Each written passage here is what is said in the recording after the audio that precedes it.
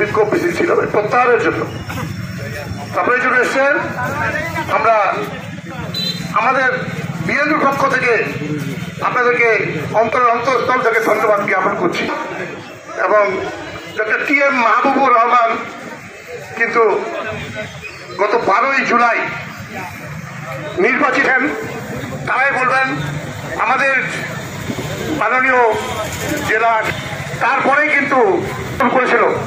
আমি প্রথমেই বলতে চাই এটা একটা ঘৃণিত কাজ যারা করেছে তাদের দৃষ্টান্তমূলক শাস্তি হওয়া প্রয়োজন। এটা আমরা কোনোদিন বাড়ি থেকে বিএনপির কোন নেতা কর্মী এটা মেনে নিতে পারছে না। এটা কিন্তু তারই বহিঃপ্রকাশ।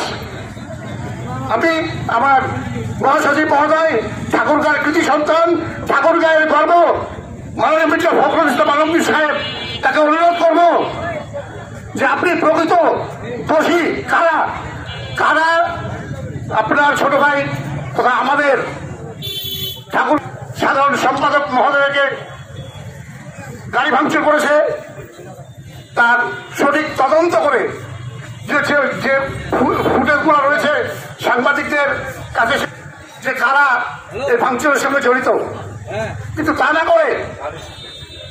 না করে কিছু জেলা কমিটির কিছু কুচক্রী একতরফা ভাবে এটাকে আমাদের নবনির্বাচিত সভাপতি এবং সাধারণ সম্পাদকের উপর চাপায় দেওয়ার অপচেষ্টার কৌশল হিসাবে কেন্দ্রে তাদের রিপোর্ট প্রদান করে যে প্রাপ্ত সভাপতি।